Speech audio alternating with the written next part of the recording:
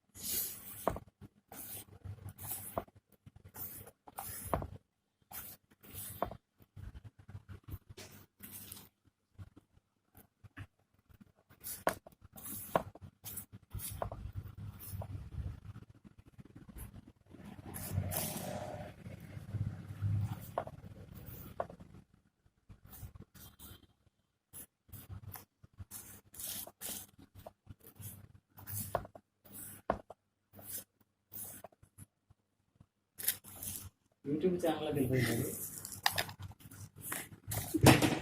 అయ్యో,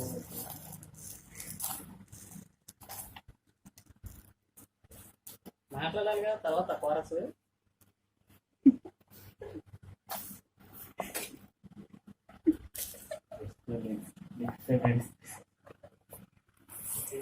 పోయి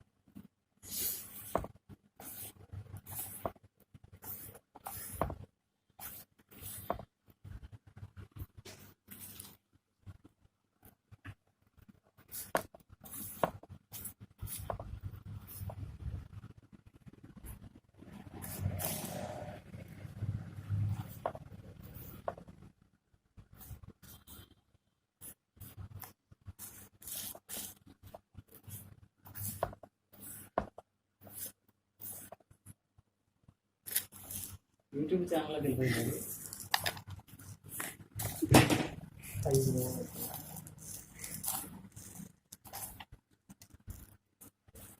మాట్లాడాలి కదా తర్వాత కోరస్.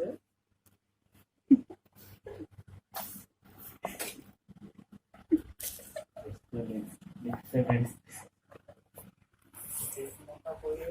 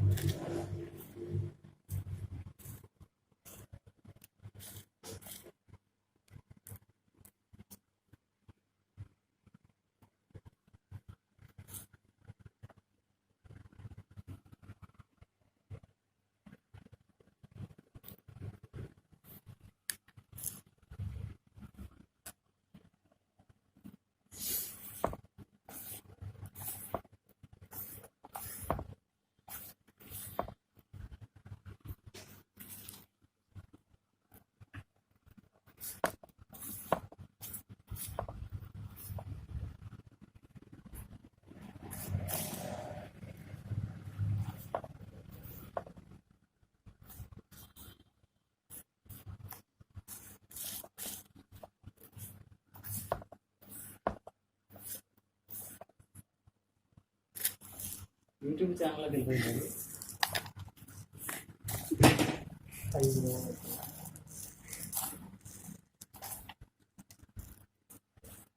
మాట్లాడాలిగా తర్వాత కోరస్.